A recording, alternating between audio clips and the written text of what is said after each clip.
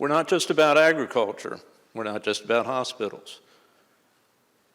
Our entire area is centered on vibrant, healthy urban centers. Now, we talk, people say urban centers, they think, oh my gosh, Baltimore, Montgomery County, Glen Burnie. No, thank goodness. But our urban centers are no less vibrant, no less growth-oriented, and an important center for everything that happens here on the shore. Our urban centers, our municipal areas, they provide all of the opportunities for businesses, commercial, industrial, retail. Everything that we need can be found in our wonderful towns. And those towns have to grow. Those towns have to stay vital.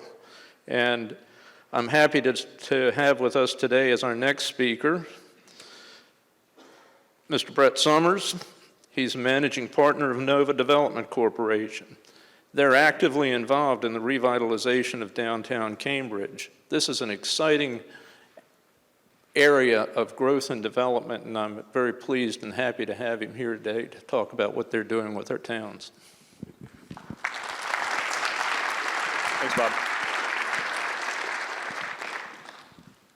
I saw Secretary Gill left. I was going to say a powerful presentation that he gave. He could get rid of that Dabo Sweeney quote, though. I grew up in Columbia, South Carolina, and like Bob Greenlee, a big South Carolina Gamecock fan. So maybe you could find a Will Muschamp quote, but it must be working because Clemson's beaten up on South Carolina in recent years. So today I want to talk about, I want to talk about NOVO and what NOVO has been doing in Cambridge. And then I want to talk about some of the factors that I think have occurred over the past 10, 15 years in Cambridge to kind of create the success that we're experiencing today. So with that, NOVO is NOVO acquires, develops, and manages workforce multifamily housing. We are based in Washington, D.C. We have a presence in Chicago, Charleston, South Carolina, and then in Cambridge. And our business cards on the back say Chicago, Washington, Charleston, and Cambridge. And everyone always thinks Cambridge, Massachusetts, but I have to correct them and say, no, it's a large urban center, urban mecca, Cambridge, Maryland. And it's a lot of fun what we're doing down there. Enjoy revitalizing these older buildings that are in Cambridge. Wife and I moved to Cambridge about 20 years ago now. We moved from Capitol Hill. What's not love about Cambridge? It's a beautiful town, a lot of historic structures, a lot of water, and a lot of friendly people. So we've enjoyed being there and raising our family. When we first moved there and we bought a house on High Street, which is the brick-lined street downtown, we would walk downtown and it was dead. There was Canvasback, which Tony Thomas opened. There was the original High Spot. I bought my house in '97.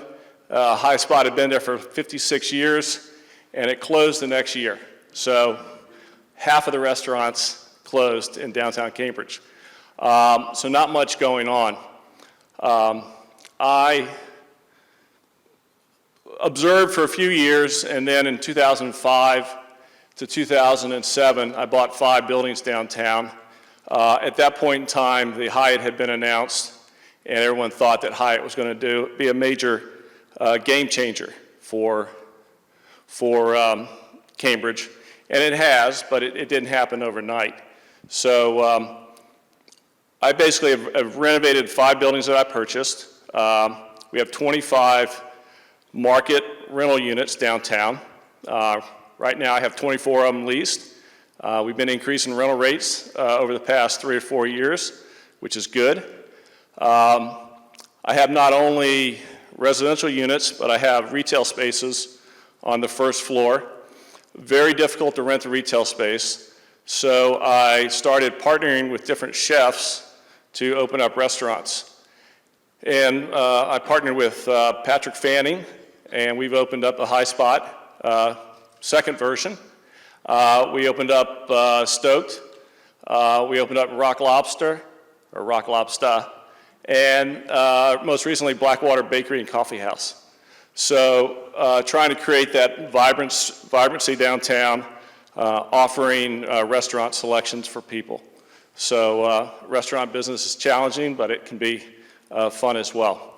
So that's what, just to give you some context of what Novo's done in Cambridge and what I've been involved with, trying to bring vibrancy downtown through urban living as well as a restaurant and retail. Now, in terms of talking about factors I think that have had an impact on Cambridge over the past 10 or 15 years is the number of people that have been willing to invest capital downtown. And I think any community, you have to find the people that are willing to invest capital, put capital at risk. And I've certainly done that with buying the buildings I've done and renovating them and opening up the restaurant businesses. But there's been other people that have come downtown. Heidi opened up Sunnyside. Ian Campbell did Bistro Poplar. Amanda Bramall did Jimmy and Sook's. Tony Thomas, as I mentioned earlier, one of the original people to invest downtown. These people bought buildings, opened up businesses, and when people do that, they're committed. They're committed to investing, their capital, their time, their energy. And you got to find those people in your community that are willing to put that kind of capital at risk. Now, I also pulled together different people in the community that had money and said, hey, we got to get together. We got to invest in other people that have time and talent, but they may not have capital. So we put together a venture capital fund, 8 of us, and we're trying to invest in retail business owners, operators, and we'll loan them up to $50,000. We're a little bit more of a risk taker than the bank. And we've invested in a couple of businesses so far, and we continue to look for other businesses. So I think that's a good idea in terms of getting people that might have capital, but they're sitting on the sidelines and they don't know what to do, and it's a way to get them to invest in other people that have those time and talents. And we've also used, there's Mike Thielke, I don't know if he's here today, Eastern Shore Entrepreneurial Center, which is in Easton. They're a great resource for capital for people that have good ideas for businesses in downtowns. Cambridge, for the longest time, Dorchester County, no one really worked together, and it was always frustrating. I think over the past 10 or 15 years, you've seen people working together better. I think Brandon's here. I don't know if Jeff Trice. Brandon's with the city EDA. He meets together with Jeff Trice all the time, which is the county EDA.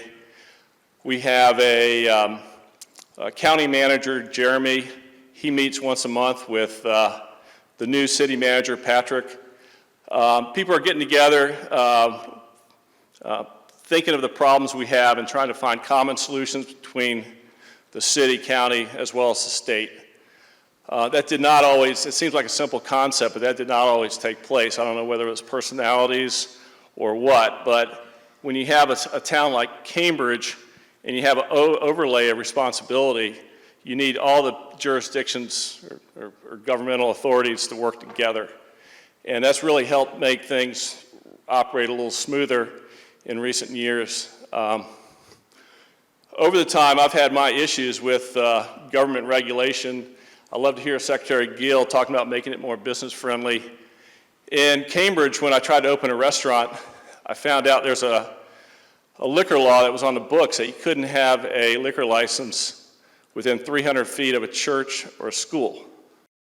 And if you look at most small towns, there's churches everywhere downtown. And that creates a problem if you want to open a restaurant and people want to have a glass of wine. And so I actually had opposition to changing this law. And thanks to then Delegate Addy, who I see Addy Eckert here, and Senator Rich Colburn, we went to Annapolis and got the law changed. And I like to think that's helped pave the way for some of the other restaurants that have opened in downtown Cambridge. The other kind of law or regulation we had that was restrictive was proffers that were imposed. And when I mean proffers, they're like excise tax and impact fees on development. And back in the early 2000s, when you had all these developers that were looking to do what I call cornfield development, putting up townhomes, single-family homes in cornfields, the city, as most areas, thought it was a good idea to charge those developers fees for the burden those developments would cause to the schools, as well as the roads, et cetera, sewer systems, things that had to be built. What they failed to do was exempt the urban downtown area. So that was very restrictive. If I was going to renovate a building and put in a residential unit, I had $5,000 to $6,000 per unit in fees, and that just hurts the numbers. And so over time, we were able to work with our city and county, and those fees are now waived. So everyone working together, both business people and the local jurisdictions, we're making things move a little easier in Cambridge today. Preserving historic assets. I think most of the communities here on the Eastern Shore are historic in nature. It is what makes us unique. The new Taco Bell doesn't make us unique. The new AutoZone doesn't make us unique. People come to the Eastern Shore to get a unique experience where they're experiencing not only architecture, but the restaurants and the other businesses we have downtown. You gotta preserve those historic assets. I've had my share of battles with the city of Cambridge. I just lost a battle earlier this year where I was trying to save a building on the 500 block of Ray Street. In previous years, I got a restraining order against the city of Cambridge to keep them from tearing down 444 Ray Street. That building the facade was preserved with the help of DHCD. The building is a project of mine for next year. Those facades you can't recreate. And once they're gone, they're gone. I'll argue all day that it's better to have a preserved facade than a vacant lot. The facades allow you to qualify for Maryland historic tax credits, which sometimes can be the difference between a project being successful or not. So I continue to try to educate and talk to my city council people that this is important, and that we'll be out there fighting to save these historic structures. I think that's important. I think most jurisdictions get it. I mean, I was certainly on Capitol Hill, and you didn't tear anything down on Capitol Hill. So I think it's probably the same way in Annapolis and most larger areas that have historic districts. Create urban residential. I think most urban centers now, I do a lot of development work in DC, and it's just amazing the number of really all people that are moving back into the cities. Really creates a vibrancy that you didn't see before. I can cite like Roslyn, Virginia, which was like a work area, or Pentagon, where you had people go to offices every day, and then they'd leave and the whole area would be dead. I think people realize now you got to kind of have a mixed-use element and get more urban residential downtown. Same thing applies into the urban mecca of Cambridge, where we, as I mentioned earlier, we have 25 apartment units. Rob Pascal developed a building. He brought in 4. A gentleman named Doug Kyle brought in another 4. I'm going to continue doing residential downtown. People like being downtown. They like to be able to walk to restaurants, banks, libraries, retail shops. So it's a product that is sought by young, old, all kind of people. And so I encourage other communities, particularly if you have these second floors, to try to get more residential out of those second floors. Oftentimes they remain vacant. Now Cambridge is blessed. It was a curse and now it's a blessing. Back in the 40s and 50s and earlier, it was like the retail center for Eastern Shore, and we had tons of large buildings. We had JCPenney's, Woolworths, Sears, these large retailers that needed large footprints. And it's been a challenge to figure out how do you break up these buildings and redevelop them. And the opportunity that presents is that now you can take the second and third floors and create residential, and you can get a large number of units downtown as opposed to if you had smaller buildings. 433 Ray Street's a building I just developed, and we put in 11 apartment units. And so it's created a lot of extra vibrancy with that. And again, the Cambridge buildings kind of lend themselves to a lot more residential on the second and third floors. Income demographics. It's a little bit of a paradox. Dorchester County is horrible. Per capita income, I think it's one of the lowest in the state, compared to Talbot County, which is probably one of the highest. But it's a blessing for our ability over the past 10 years to create a kind of a restaurant district downtown, because you will not find a Chili's, a Ruby Tuesdays, an Olive Garden, a Red Lobster. None of those guys, they all look at demographics, and they will not open up in Cambridge, Maryland. They'll just bypass and go to Salisbury, or they'll go to Easton. So what that has allowed us to do is develop a unique and local restaurant scene downtown that is pretty cool. So it's kind of, you know, I'm not celebrating low income demographics, but it definitely has a little bit of a silver lining for us. Just want to point out some things that have come on the scene the past 10, 15 years that have kind of added to the overall fuel that's taking place, you know, the fire that's taking place in Cambridge. Obviously the Hyatt. I think when Hyatt first opened, everyone expected to be an instant impact on downtown. It's taken a while. I mean, I think when Hyatt first opened, they had guests and they would have a shuttle and they'd ship them up to St. Michael's or Easton to go spend the day. They don't do that anymore. People like coming downtown Cambridge. There's a lot to do. We have the Harriet Tubman Visitor Center. People will go out to that. We have American Cruise Lines that comes into our port because we have a deep water port. They used to ship them off to St. Michael's. Now more people want to go to the Harriet Tubman Visitor Center than go up to St. Michael's. So we're starting to keep some of these people downtown, particularly from the Hyatt. And I can, just from my restaurants, I can tell you that they come downtown, they have expense accounts, they like to spend money, and they create good days for us in our restaurants. And the Hyatt is very supportive of downtown, by the way. It's a really good relationship, so we appreciate their support. RAR, Brewing Company, Chris Brohan, JT Meriwether, those guys are fantastic. They have done more to kind of create a vibe in downtown Cambridge than I think any other business. They're expert marketers. They're a little bit edgy as to what they do. And with their tap room downtown, I think younger people throughout the whole mid-shore really enjoy coming to Cambridge now. And whether they have a band or whether they're just sitting there having a beer and listening to the music, it's really added a lot to downtown Cambridge. I'm amazed when they release a new beer, and they release a new beer like every month. I don't know how many creations they have. People will line up, word gets out, and they'll line up around the block waiting to be the first one in at like 9 o'clock in the morning to get that beer.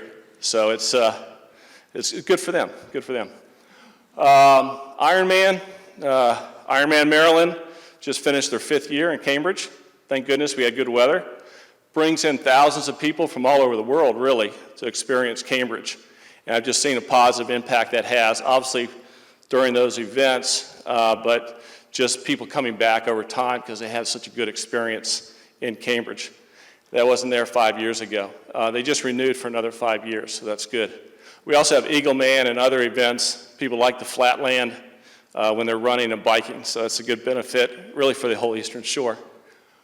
Horn Point, I wanted to tie that in more with what I think going forward is an industry that certainly Dorchester and other towns on the shore need to really promote, and that's aquaculture. And in Cambridge, we're blessed because we have Horn Point and all their research that takes place there. And that kind of creates some synergy with the watermen that are realizing perhaps it's better to be a farmer than a hunter. And you got guys like Johnny Shockley at Hooper's Island Oyster Company that has really seized this idea of aquaculture and is not only, raising oysters, but also creating the technology and exporting the technology that other people can use to be successful in oyster ranching, oyster aquaculture. It's one of those, it's what built Cambridge in the first place. You can't go to Nebraska and have that kind of water. Dorchester has plenty of water. It's kind of a cultural industry that we ought to promote and continue to grow, and it's something that we have that's unique. So I think that's a promising area for Cambridge going forward. The big news in Cambridge moving forward is, as Ken Cozell was saying, the hospital is going to move. That whole site along the water is going to be a 20-acre redevelopment site. Talking about cooperation amongst the different governmental entities, the state, the county, and the city have formed a community development corporation that is basically responsible for redeveloping that site. So stay tuned as to what that bears in the future. Hopefully it's going to be a large mixed-use development that'll just bring more people to Cambridge. But that's it. I encourage everyone to go to Cambridge if they haven't been there recently. If you're hungry in the morning, go to my bakery, Blackwater Bakery, and have a great breakfast. Thanks. That's great. Thank you. As we look at our towns here on the shore and we see these growing opportunities to revitalize and redevelop, it's gratifying to see that our town leaders are seeing the necessity to make these things happen. They're working with rules and regulations to make it much more feasible than it's been in the past through a variety of incentives, relaxation of some of the standard regulations for new development, environmental issues. So it's exciting to see this partnership in making this all happen. Our towns and our counties have recognized for some time the importance of economic development. They've developed departments, agencies within their jurisdictions to take on those responsibilities. They brought in experts to head that up and work with the local community leaders and help develop that very important economic community.